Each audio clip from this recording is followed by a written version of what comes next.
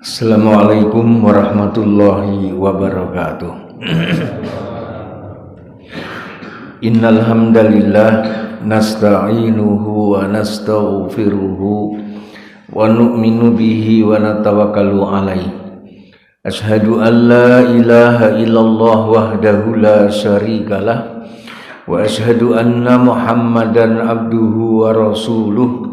Allahumma sholli wa sallim ala sayyidina Muhammadin wa ala alihi wa ashabihi ajma'in. Wa qala Allahu ta'ala fil Qur'anil Karim, a'udzu billahi minasy syaithanir rajim. Ya ayyuhalladzina amanu taqullaha wal tanzur nafsum ma qaddamat lighad. Wattaqullaha innallaha khabirum bima ta'malun. Wa qala an-nabiyyu sallallahu alaihi wasallam, man ahya sunnati faqad ahabbani wa man ahabbani kana ma'i fil jannah.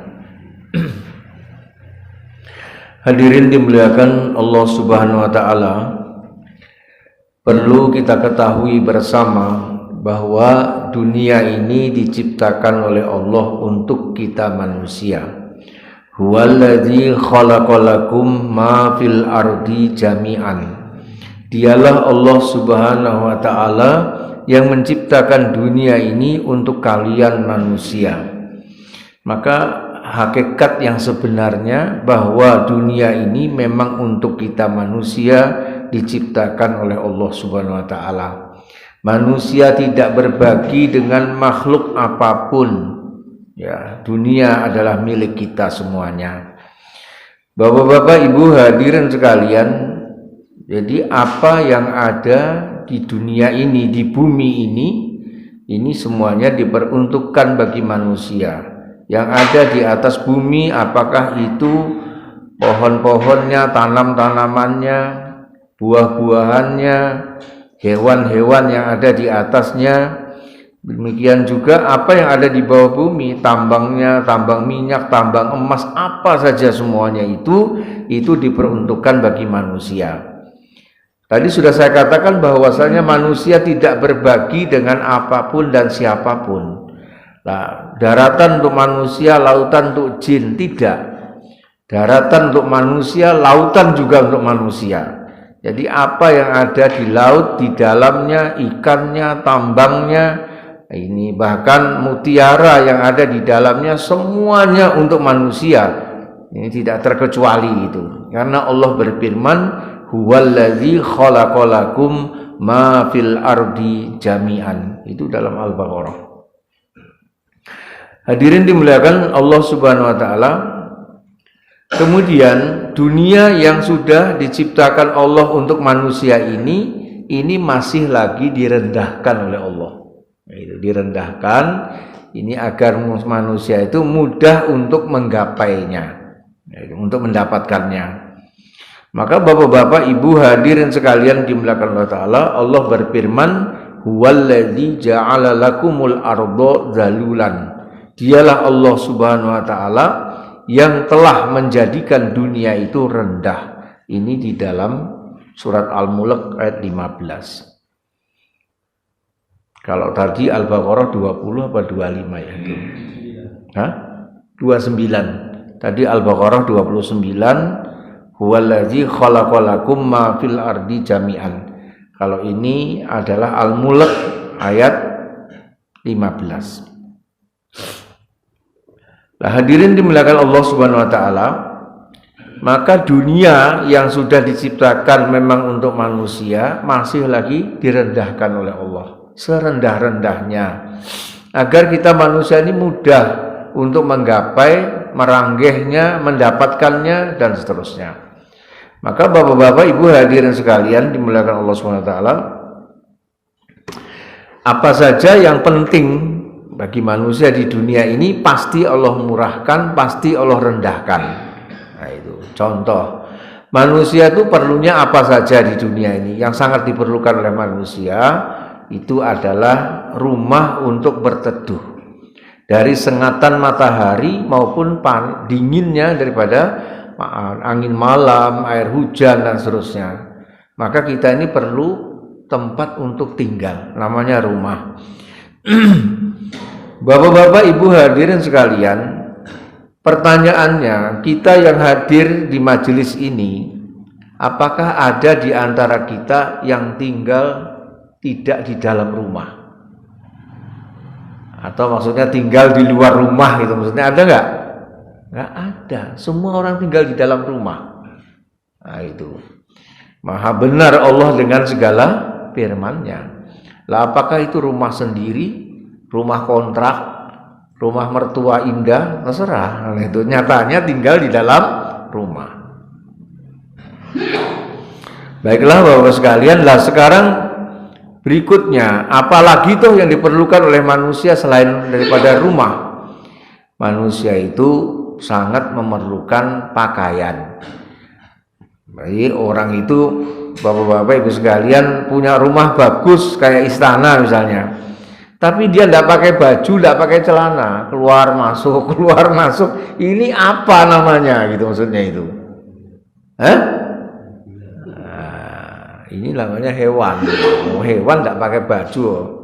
Mbok sapi kandangnya api kayak ngopo, itu kan dia tidak pakai baju, tidak pakai celana, ya kan?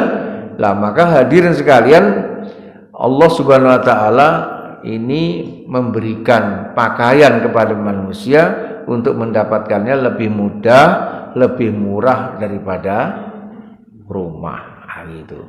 Kalau rumah harganya mungkin puluhan juta bahkan ratusan juta, tapi kalau baju itu paling seratusan ribu udah cukup. Nah itu. Lah bapak-bapak ibu sekalian, semakin penting semakin murah. Nah itu, semakin penting semakin murah. Berikutnya bapak-bapak ibu hadirin sekalian, orang sudah berpakaian bagus, kemudian rumahnya bagus, tapi kalau tidak makan, kira-kira bagaimana? Nah, masih bisa ngadek enggak? Ora iso ngadek nanti. Maka hadirin sekalian, makanan itu jauh lebih penting daripada pakaian dan rumah. Maka Allah Subhanahu wa taala lebih lagi memurahkan harga makanan itu dibandingkan dengan pakaian dan itu. Maka hadirin sekalian, di Solo itu, khusus di Solo ini, kalau lain-lain itu beda. Itu 2.000 rupiah itu sudah bisa makan nasi kucing, ya. Nasi kucing sego bandeng gitu, murah sekali. Ya. Lah kalau mau lebih murah lagi ada Pak, ngerowot, jagung, uwi, macam-macam itu lebih murah lagi Pak. Lah yang mengharuskan makan nasi itu siapa? Kan tidak ada tahu sebenarnya. Nah, itu. Maka dalam hal ini bapak-bapak ibu hadirin sekalian, itu lebih murah sebenarnya gitu. Nah, kemudian ada lagi yang lebih penting dibandingkan makanan, yaitu minuman. Nah itu. Maka dalam hal ini bapak-bapak ibu hadirin sekalian, orang tuh kalau tidak makan berhari-hari, bahkan mungkin sampai 1 bulan tidak makan tuh tidak mati. Nyatane orang-orang yang mogok makan tuh berbulan-bulan tidak mati. Nah itu. Memang tidak makan dia, tapi minum terus. Lah ini repot toh. Ini nak minumnya itu kan tidak diperlihatkan. Yang diperlihatkan itu kan tidak makannya saja gitu maksudnya. Maka sebenarnya bapak-bapak sekalian, kalau makan itu bertahan seminggu, 2 minggu tidak apa-apa, tidak makan. Tapi kalau tidak minum dalam beberapa hari, sehari, 2 hari, ini akan terjadi dehidrasi, kekurangan cairan. Nah ini bisa mati orang itu. Nah ini bapak sekalian, maka minuman itu lebih dimurahkan lagi daripada makanan. Maka ada pepatah, menyelam sambil minum air gratis. Wudu neng kono arep minum ya boleh gitu Pak. Betul enggak? Nah, itulah air lebih mudah. Ada lagi bapak-bapak ibu sekalian yang lebih mudah daripada itu, yaitu oksigen. Kalau air itu beberapa hari kalau orang enggak minum, nah itu bisa dehidrasi. Tapi yang namanya udara, oksigen itu kalau cuma beberapa waktu saja orang itu tidak apa? Detik apa menit tidak tahu ya. Itu langsung itu pecah pembuluh darahnya, mati Pak, dengan izin Allah Subhanahu wa taala. Maka dalam hal ini oksigen itu lebih murah lagi. Berdiri, berduduk, berjalan, tidur, itu gari ambekan rasa bayar. Betul enggak? Nah, Bapak-bapak hadirin sekalian, orang baru akan tahu nilai daripada oksigen ini kalau masuk rumah sakit. Nah, kalau masuk rumah sakit, Bapak sekalian, itu satu tabung satu malam itu berapa bayarnya, Pak? Nah, itu. Lah kalau kita hitung dari sejak lahir sampai saat sekarang ini, berapa yang harus kita bayar kepada Allah ini kalau beli yang namanya oksigen. Gimana? Saged dipun pahami mboten? Nah, inilah hadirin sekalian, Allah sudah berfirman bahwa dunia itu direndahkan, murah. Dunia itu sebenarnya mudah untuk didapatkannya. Tetapi yang namanya dunia yang sudah direndahkan, dimurahkan oleh Allah ini akan menjadi mahal, akan terasa berat, ya. Itu kalau ada keinginan hawa nafsu di dalamnya, itu jadi mahal. Yang murah jadi mahal. Contoh misalnya, rumah itu murah harganya gitu maksudnya itu. Tapi kalau sudah ada keinginan hawa nafsu lain lagi, Pak. Nah itu, pengennya jalan Selamat Riyadi Solo, lah itu sak meternya sudah berapa? Wong kepengennya kok. Nah sekarang sudah dapat tanahnya, apa mungkin toh jalan Selamat Riyadi dibangun rumah gedek? Nggak mungkin. Mesti ya dibangun rumah bertingkat kayak istana itulah, cucuk-cucukan ibaratnya lah. Maka akhirnya jadi sangat mahal sekali. Bukan hanya miliaran, bahkan mungkin ratusan miliar harga rumah itu. Ini mahal sekali hadirin sekalian, karena adanya keinginan hawa nafsu. Begitu juga dengan pakaian. Nah, sekarang baju koko itu berapa harganya? Kira-kira 100.000 dapat. Nah itu baju 100.000 bisa menutup aurat dengan baik, ya kan? Nah, ibu-ibu juga gitu, sak kudunge 150 misalnya, wes paling larang ya 200 gitulah, sudah komplit. Lah bapak-bapak ibu hadirin sekalian, pakaian itu kalau ada nafsu itu jadi mahal harganya. Lah ibu-ibu misalnya mereknya kudu RM, Ria Miranda misalnya, wah itu mahal sekali harganya, jutaan.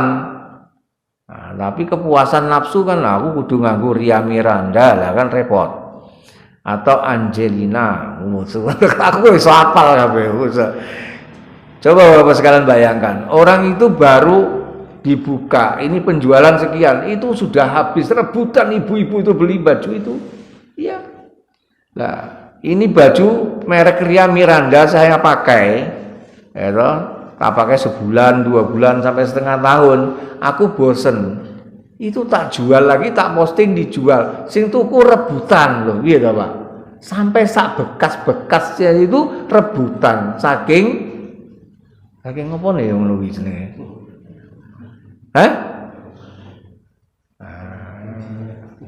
Saking senengnya nafsu terhadap mereknya itu loh Pak, maksudnya itu. Bayangkan. Nah itu bekasnya aja dicari orang, bayangkan. Udah rasa bayangke kok hebat men koyo ngono kae. Lah ini bapak-bapak ibu sekalian, harganya jutaan. Lah jadi kalau ada keinginan di dalamnya, maka baju yang murah itu bisa jadi mahal. Nah itu.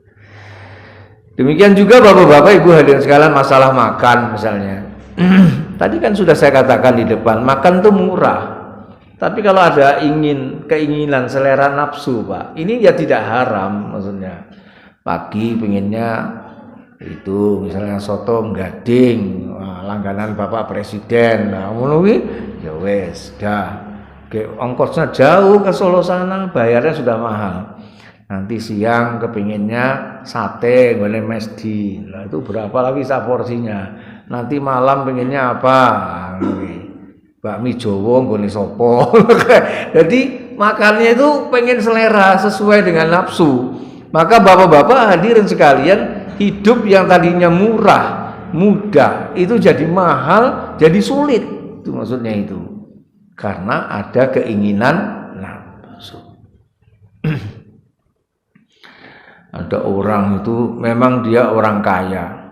Waduh.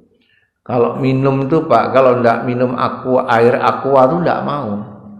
Nah, itu kudu aqua. Apa aqua? Padahal aqua berapa tuh 1 liter itu? Berapa sekarang aqua? 6.000 berapa itu? Nah, itu 6.000 atau 7.000 enggak tahu saya itu.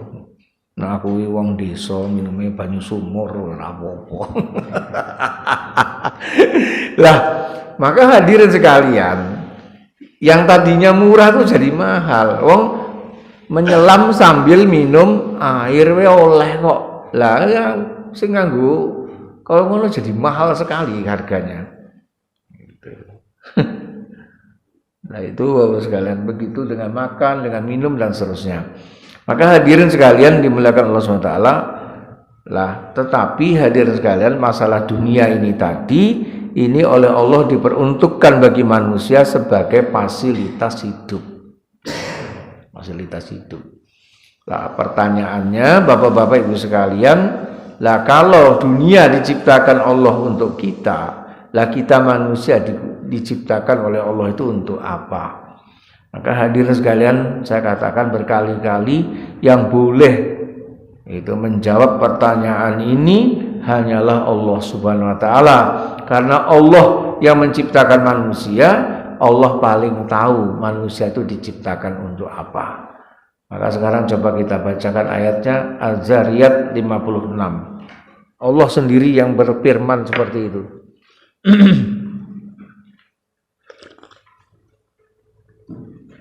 Surat Al-Zariyat, surat yang ke-51, ayat yang ke-56.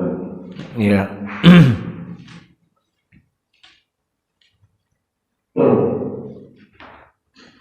A'udzu billahi minasy syaithanir rajim.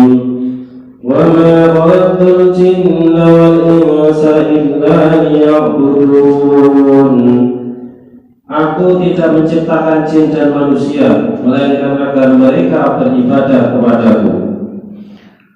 Jadi Bapak-bapak Ibu hadirin sekalian, kalau dunia diciptakan oleh Allah untuk manusia, manusia diciptakan oleh Allah untuk menghambakan diri kepadanya. Nah itu. Maka Bapak-bapak Ibu hadirin sekalian, ada orang alim di zaman dahulu. Itu namanya Nuh bin Maryam. Itu jalan-jalan di pasar budak. Akhirnya membeli 1 orang budak dibeli itu. Jadi zaman dulu itu ada pasar manusia itu ada. Nah, itu perbudakan itu. Maka beli budak 1 dibawa pulang. Gitu. Maka Nuh bin Maryam ini bertanya, kamu kepingin tak panggil dengan sebutan apa? Nah, itu. Maka dia mengatakan terserah Tuhan, mau memanggil siapa silahkan, asal Tuhan senang. Kamu mau tak kasih pakaian apa yang kamu senang gitu. Maka budak ini mengatakan terserah Tuhan. Itu. Apa yang Tuhan berikan, pakaian yang Tuhan berikan, yang Tuhan senang saya juga senang. Jadi Bapak-bapak sekalian ditanya mau makan apa, mau pakaian apa, mau disebut-sebutan apa, terserah. Apa saja kemauannya Tuhan, saya asal Tuhan senang. Maka setelah dijawab seperti itu Bapak-bapak Ibu sekalian, ini Nuh bin Maryam itu menangis meneteskan air mata dia. Loh, kamu kok menangis kenapa Tuhan? Saya menjawab semua pertanyaan Tuhan itu dengan jujur. Maka Bapak-bapak Ibu hadirin sekalian, ini Nuh bin Maryam mengatakan kamu itu seorang budak, selalu ingin menyenangkan majikan kamu, Tuhan kamu. Saya ini budaknya Allah, hambanya Allah, tapi saya belum bisa bersikap seperti itu kepada Allah Subhanahu wa taala sehingga aku menangis. Nah, gitu loh maksudnya itu.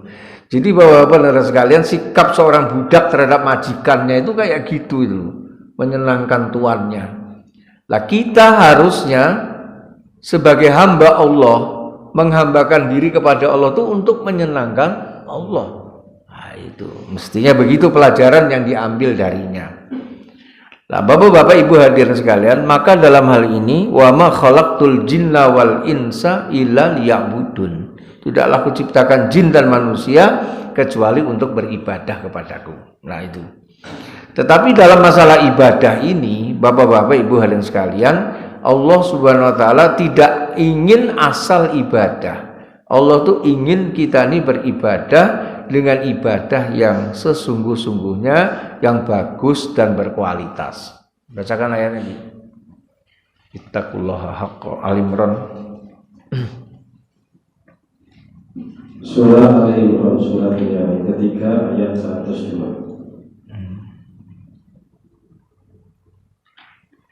Surah Al-Imran, surah yang ketiga ayat 102. أعوذ بالله من الشيطان الرجيم يا أيها الذين آمنوا اتقوا الله حق تقاته ولا تموتن إلا وأنتم مسلمون. Wahai orang yang beriman, bertakwalah kepada Allah sebenar-benar takwa kepadanya, dan janganlah kamu mati kecuali dalam keadaan muslim. Bapak-bapak Ibu hadirin sekalian, takwa itu adalah menjalankan perintah-perintah Allah, menjauhi larangan-larangan Allah. Itu takwa. Tetapi di situ Allah perintahkan ittaqullaha haqqa tuqatih. Bertakwalah kamu dengan takwa yang sebenar-benarnya. Jadi di dalam menjalankan perintah Allah itu dikehendaki menjalankan perintah Allah dengan sebenar-benarnya. Menjauhi larangan-larangan Allah itu juga dengan sejauh-jauhnya, gitu maksudnya begitu. Maka hadirin sekalian dimuliakan Allah Ta'ala, berkali-kali saya mencontohkan di mana-mana bahwa misalnya perintah Allah aqimus sholah, dan tegakkanlah sholat. Nah, di dalam Quran itu tidak ada kaifiat cara sholat, itu kan tidak ada. Adanya supaya kita ini menegakkan sholat. Nah, Bapak-bapak Ibu hadirin sekalian dimuliakan Allah Subhanahu wa taala, maka sholat itu pertama kali sungguh-sungguh dalam menegakkan sholat itu adalah kita belajar kaifiat sholat. Kaifiat itu cara-cara sholat, takbirnya, sedekapnya, rukuknya, sujudnya. Nah, itu seperti apa Nabi mencontohkannya. Maka dalam hal ini tidak boleh ditambah, tidak boleh dikurang gitu. Kemudian begitu juga dengan bacaan. Nah, bacaan yang paling utama itu harus betul-betul ngerti makhraj, tajwidnya, panjang pendeknya adalah bacaan Al-Fatihah. Bacaan at-tahiyat itu sangat penting sekali supaya benar dalam bacaannya, karena dalam bahasa Arab itu panjang pendek itu mempengaruhi apa? Arti, itu maksudnya itu. Nah, ini jangan sampai kita salah dalam bacaan-bacaan ini. Lah Bapak-bapak Ibu sekalian, lah orang sudah bagus bacaannya, orang sudah bagus sholatnya, lah dia on the track, sudah dalam sholat. Tetapi dalam hal ini Bapak-bapak Ibu sekalian, tuntutannya itu bukan hanya itu gitu. Ittaqullaha haqqa itu batiniahnya kudu khusyuk. Ini kan dohirnya. Lah, maka khusyuk di dalam sholat ini sangatlah penting. Maka Allah berfirman, qad aflahal mu'minun alladzina hum fi sholatihim khashi'un. Sungguh beruntung orang yang beriman itu siapa? Itu orang yang khusyuk di dalam sholatnya. Lah Bapak-bapak Ibu hadirin sekalian, ingat-ingat bahwasanya agama itu sasarannya adalah jiwa, bukan badan wadak.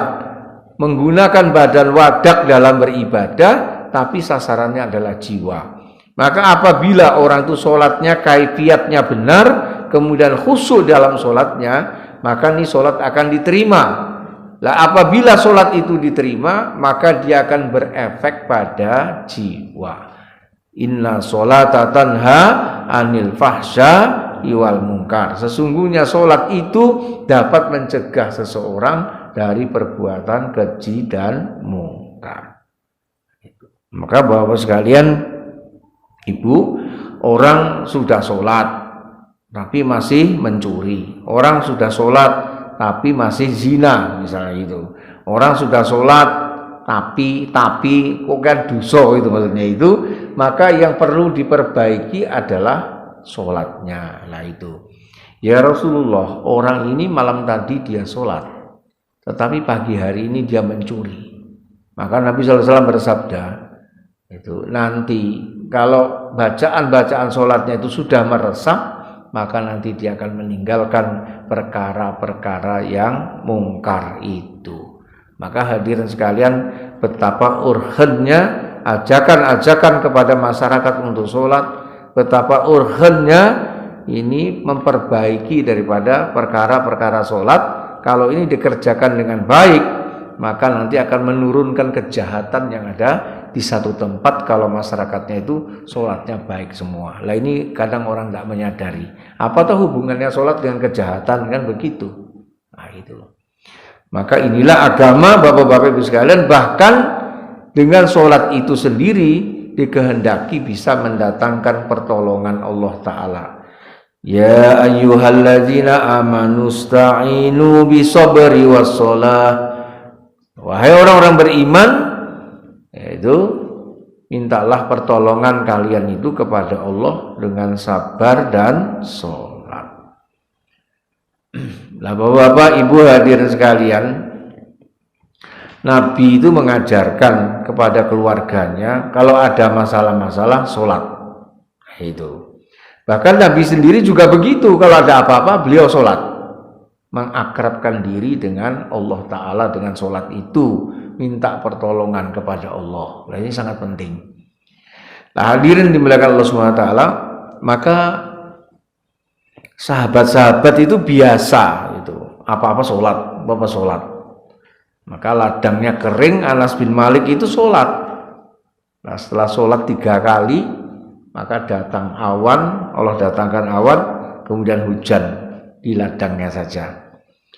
Maka beliau keluar ini nilii, ki sing hujan ladang kutok apa kabeh ladang tonggo-tonggone. Nek tonggo-tonggone kena hujan, itu rahmat Allah yang datang. Nek hujannya itu nggon ladang kutok, berarti doaku diterima oleh Allah. Gitu. Barang ditilii, sing hujan ki mung ladangnya dia saja, beliau saja, lainnya enggak. Oh, berarti doaku diterima. Lah ngono. Nah, ini yang hampir hilang dari umat Islam, Pak. Menyelesaikan masalah dengan sholat. Angel loh, iya. Tapi kalau nanti dilatih bisa. Gitu. Bapak-bapak Ibu hadirin sekalian dimuliakan Allah Subhanahu wa taala. Berikutnya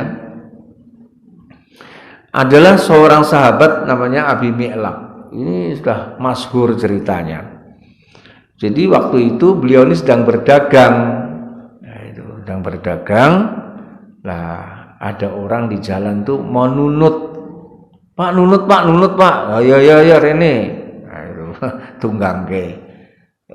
Sahabat itu hatinya bersih, orang yang sangkaan buruk.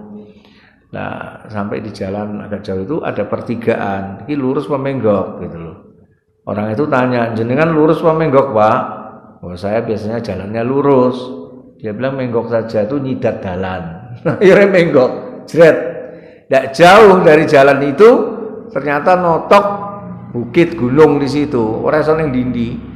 Ternyata di situ berhamburan tulang belulang manusia yang telah dibunuh itu. Ternyata di situ tempat pembantaian, Pak. Nah, ini orang yang nunut tadi itu perampok ternyata. Nah, itu. Sahabat langsung paham, wah saya ini dirampok ini. Maka beliau mengatakan, kalau kamu ingin hartaku ambil aja semuanya, enggak apa-apa, bebaskan aku. Tapi perampoknya bilang, enggak, saya lebih senang membunuh kamu. Nah, kowe tak pateni, ya toh, bondomu ya tekku. Lah ngono ya. Uriknya itu kayak gitu. Kalau di Jawa ada pertanyaan, Pak, orang dirampok itu. nyawa apa bondo. Nek diculke bondone wonge aman. Lah kan gitu, Pak. Itu perampok di Jawa tuh kayak gitu. Perampok di Arab lain, pilih mateni bondomu ya teku lah ngono. Jadi kabeh. Waduh, jahat banget iso boleh. Maka hadirin sekalian ya wis, nek kamu mau membunuh aku tak sholat dulu 2 rakaat. Sholat kono paling barpi mati. Ngono iki. Maka habis sholat 2 rakaat doa.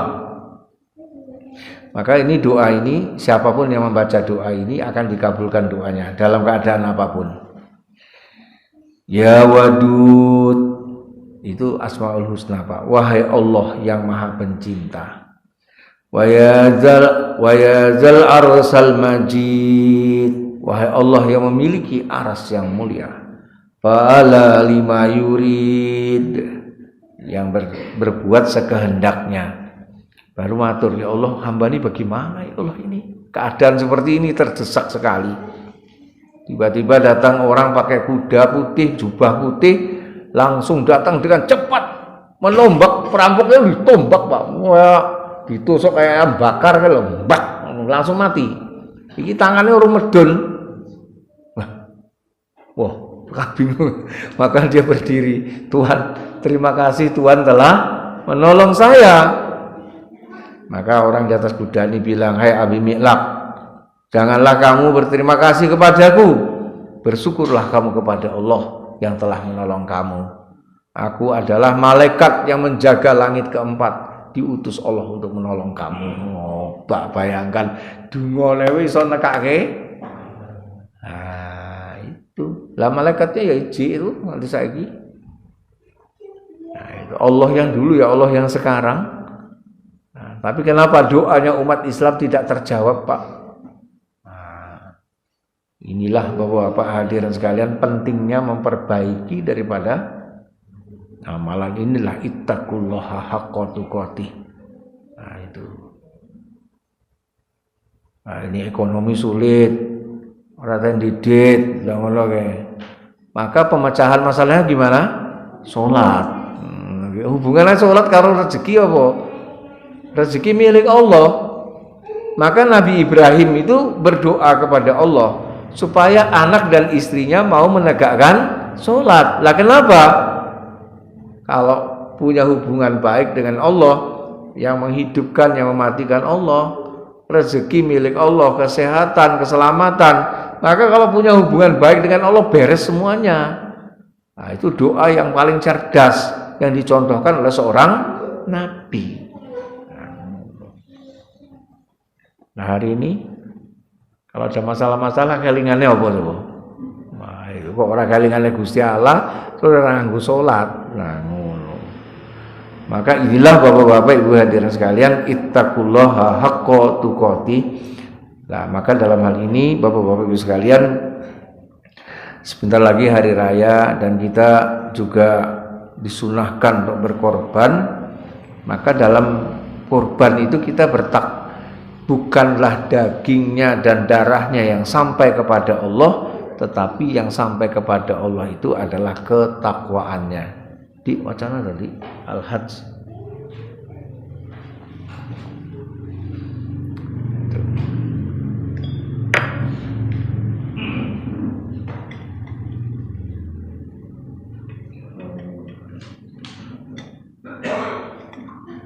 Ayat berapa ya?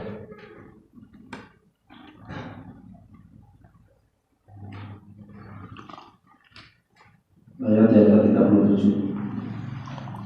Surat yang ke-22, Surat Al-Hajj ayat yang ke-37. Kami ulang, surat yang ke-22, Surat Al-Hajj ayat yang ke-37. A'udzu billahi minasyaitonir rajim. La ilaha illallah wala dima'uha walakin yanaluhu taqwa minkum.